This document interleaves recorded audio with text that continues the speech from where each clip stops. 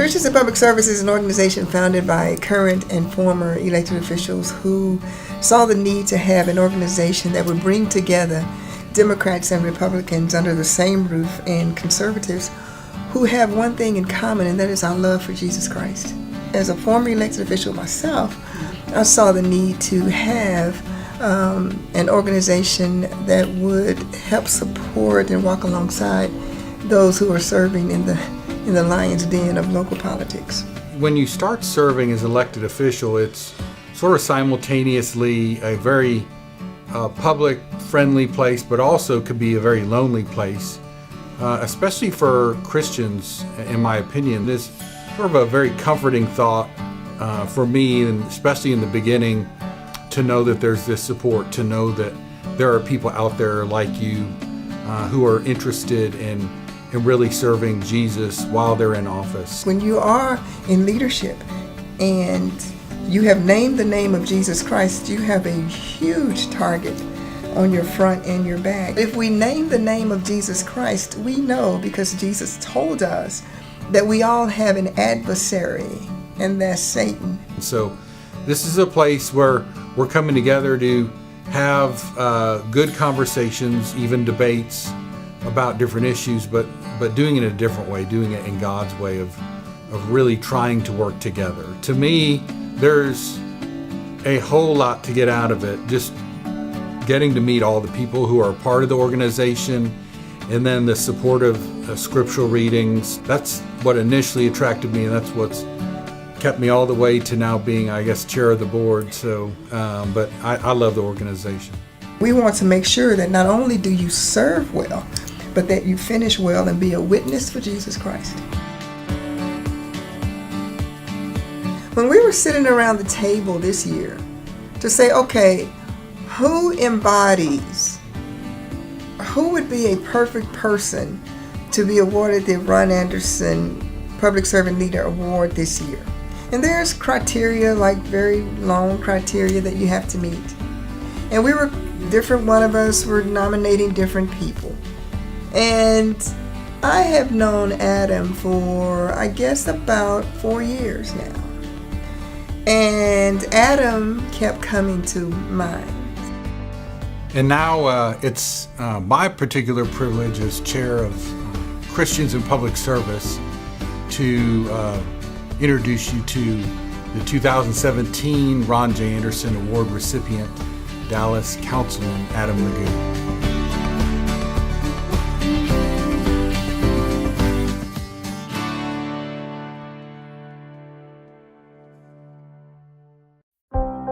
This year's Ron J. Anderson Award recipient is Adam McGough. My priorities are faith, family, country, and to that end, it then becomes, how do you serve those around you? Adam McGough began his career establishing a private law practice, but upon receiving the call to serve the city of Dallas, he became a community prosecutor within the city's attorney's office, beginning a new path of public service. Since then, he's been appointed Mayor Mike Rawlings' Chief of Staff and elected City Council Representative for Dallas District 10. Mr. McGough's reputation as a litigator, prosecutor, and mediator, and his sincere desire to make our neighborhood safe, earned him the appointment of Special Assistant U.S. Attorney for the Northern District of Texas, expanding his services beyond our city.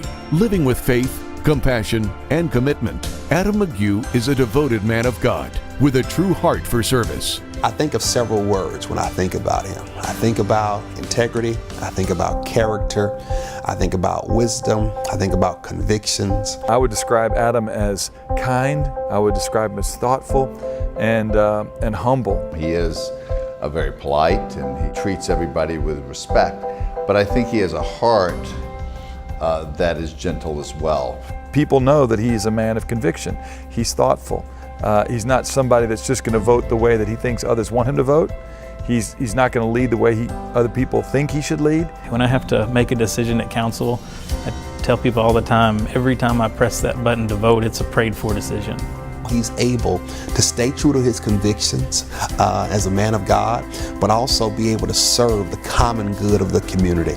When we talk about our faith, One of the central ideals is that your faith is not lived out just on Sunday morning at your church worship service, but it's really lived out in the public square that Monday through Friday. And he has really modeled how to balance that, how to be respected by others, but also understand the calling that's upon all of us as believers.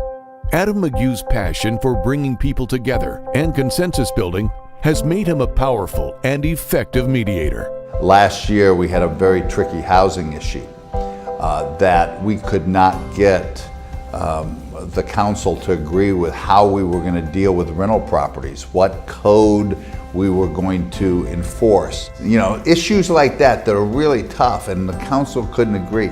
He got in the middle of that and he put the proposal on the table, and we all voted in a unanimous way on that, and it shows what he's able to do. I love being able to help parties, people, friends, loved ones, warring camps, whatever it may be, start to see just a little bit of that shared interest and come together on things. He makes sure that the mission is right, the vision is right, and he thinks through that. But I will tell you, Adam, instincts are usually the right instincts, and he sometimes gets there before I get there, and so I see him being a thought leader in that. I often go through phases where I think about how hard this job is, or how hard it is to be in public service, and you know, there's times where you kind of get down and you think, you know, why did I go through all this? Why would I put myself through this? And it's at those times where I'm reminded that it's an opportunity to serve. I celebrate him and I really respect him for just his tenacity, not to be ashamed of his faith, but to make sure that he is the salt and light in the public square in our city. He's not just a man of faith, he's a family man. Of course, married with 3 sons that he cares a lot about. We often share stories about trying to balance demands and family life, because family is such a priority for him. I want to be remembered as someone that gave everything they had, you know, that left it on the court and, you know, did what they could to serve others.